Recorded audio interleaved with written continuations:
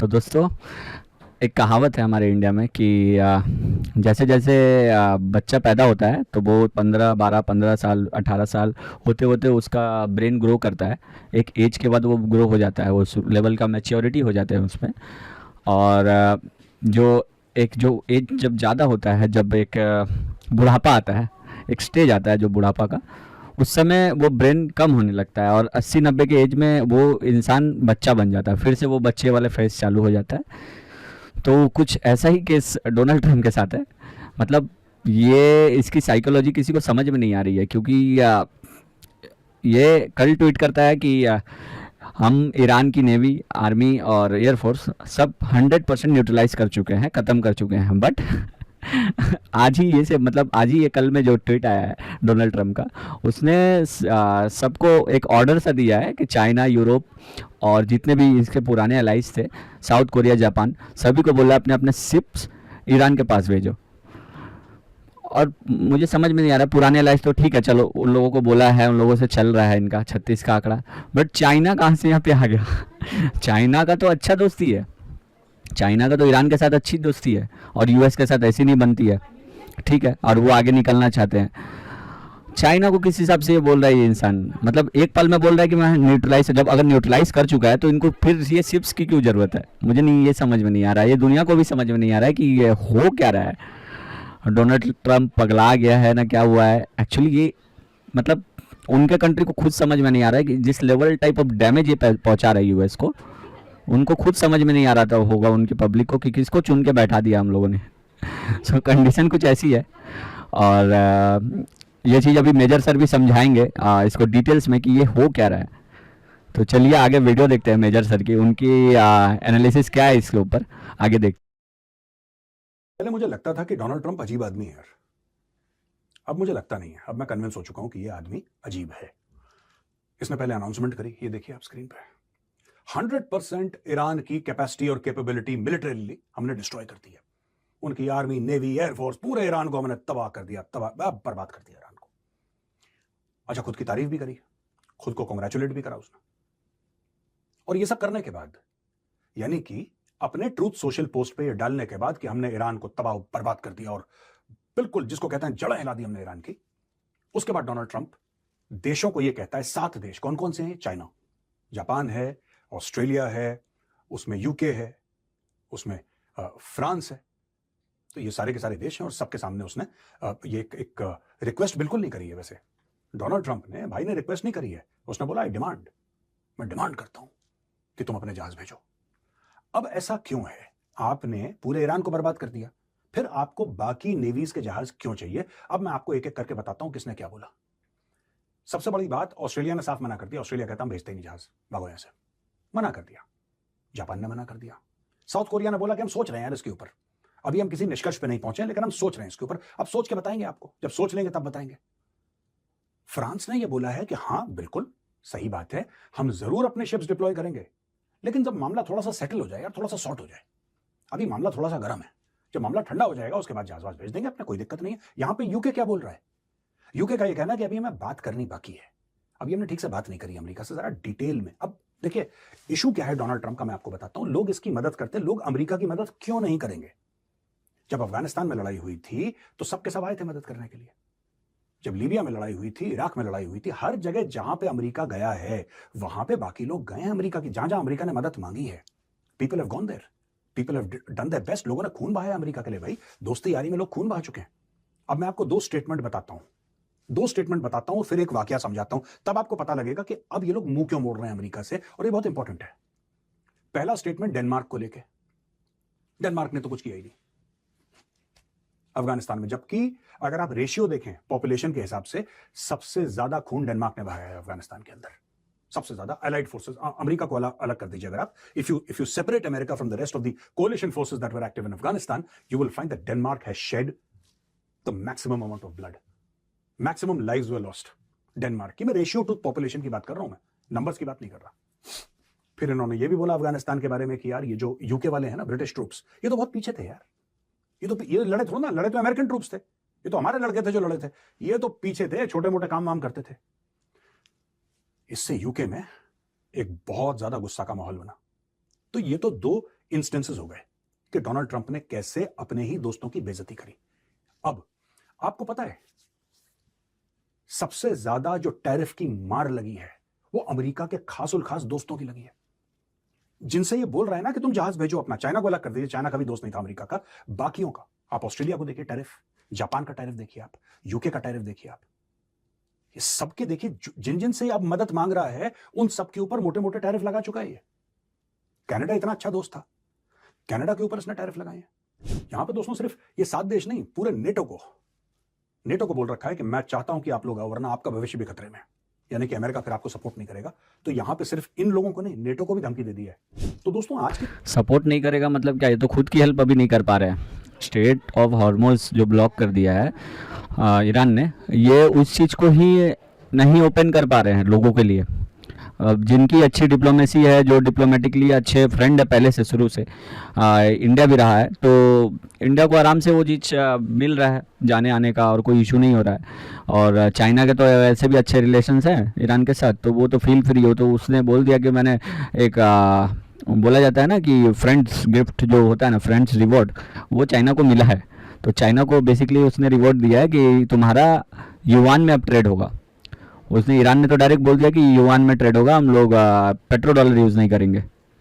जिसको भी अगर जाना है, यहाँ से आना है, जाना है पेट्रोल लेके, तो उसको युआन में परचेस करना पड़ेगा। युआन में अगर परचेस करेगा तभी वो शिप जो भी है, वेसल है, वो अलाउ है यहाँ से जाने के लिए, अदरवाइज़ वो नहीं है। सो ये है। और ये जो बोल रहे हैं, जिसको धमका रहे हैं, अभी इनकी हालत खुद खस्ता पड़ी हुई है, खुद की खस्ता पड़ी हुई है अभी। ईरान से इन लोगों ने, ये लोग भिड़ तो गए, लेकिन अब रास्ता नहीं दिख रहा है डोनाल्ड ट्रंप को। सो वो वॉर से निकलना चाह रहा है, बस यही बात है। इनडायरेक्टली, डायरेक्टली बोल नहीं पा रहा है, बट उसको वॉर से निकलना है, और ईरान अब रुक नहीं रहा है। तारीख में जो भी देश हैं वो मना कर रहे हैं, वो डोनाल्ड ट्रंप से कह रहे हैं कि भाई अब हमारे बस का नहीं है, आप खुद देख लो। कुछ पोलाइटली मना कर रहे हैं, कुछ कह रहे हैं हम सोच रहे हैं, कुछ कह रहे हैं हमें थोड़ा सा और वक्त दीजिए, कुछ कह रहे हैं हम आएंगे आपके पास, आपसे डिस्कस करेंगे अमेरिका आके, कुछ कह रहे हैं नहीं साहब हम भेज ही नहीं सकते, राइट। और कुछ ऐसा भी कह रहे हैं कि हमें यह देखना है, खासतौर से अब जापान के प्राइम मिनिस्टर का अगर आप बयान देखें, हमें देखना है कि लीगल फ्रेमवर्क में एक ऐसा जचता है कि नहीं जचता। यार लीगल फ्रेमवर्क इसके बारे में क्या कहता है। जापान की प्रधानमंत्री ये भी कह रही हैं कि साहब हमें यह देखना है कि हम किसी और के साथ काम नहीं, हम इंडिपेंडेंटली कैसे, यानी कि अमेरिका के साथ काम करने को कोई तैयार नहीं है। और इसलिए तैयार नहीं है क्योंकि कुछ नहीं पता कि कब ये किसकी बेइज्जती करते 10 लोगों के बीच में। Donald Trump will shoot his mouth of in front of somebody just like that, randomly, arbitrarily. वो बोल देगा किसी को यार कि तुम तो बेवकूफ हो, तुम्हें तो कुछ आता ही नहीं है, अगर मैं नहीं होता तो तुम तो मारे जाते, ये सब बोल देगा। वहां पे दोस्तों अब्बास अरगची जो फॉरेन मिनिस्टर हैं ईरान के, उन्होंने बड़ा इंपॉर्टेंट कमेंट दिया। उन्होंने बोला है कि कई ऐसे देश हैं जिन्होंने डायरेक्टली हमें अप्रोच किया है और बोला है कि साहब हमारे जहाजों को आप जाने दीजिए स्ट्रेट ऑफ हॉर्मुज से। अब हम देख रहे हैं कि किसको हम जाने दे सकते हैं, किसको नहीं जाने देंगे हम, ये सारी की सारी चीजें हम देख रहे हैं। तो यानी कि ईरान के ऊपर बम मारे जा रहे हैं, मिसाइल, बिल्कुल obviously it's being attacked very badly. लेकिन यहां पे एक और चीज है दोस्तों कि बाकी जितने भी देश हैं, और ऐसे कई दर्जनों देश हैं जिनकी एनर्जी रिक्वायरमेंट जो है वो स्ट्रेट ऑफ हॉर्मुज से फ्लो करती है, और वो सारे के सारे देश, और इसमें वो देश हैं जो रिसीव करते हैं, इसमें वो देश नहीं है जो प्रोड्यूस कर रहे हैं। आप ये देखिए ना, जो कह रहे हैं कि कई सारे देश ईरान के साथ टच में हैं, वो कौन से देश हैं? वो देश हैं जो कि इंपोर्टर्स हैं, वो एक्सपोर्टर नहीं है तेल के, एनर्जी के ना, वो इंपोर्टर्स हैं। वो लोग, उसमें से भारत भी है। डॉक्टर एस जयशंकर ने बात करी है, doctor S Jaishankar has spoken to mister Araghchi saying that Indian ships should be allowed to pass। अब दो बातें इसमें सामने आई है फिर से। पहली बात तो ये है कि यार साफ सीधी बात है, अरगची साहब ने बोला है कि IRGC जो है, Islamic revolutionary guard corps, it is the deciding agency और the armed forces of Iran, they have the power to stop a ship और not to stop a ship. तो इसके बारे में हम ज्यादा कुछ नहीं कह सकते हैं। On the face of it उन्होंने ऐसा बोल दिया है। एक तो ये बात हो गई है।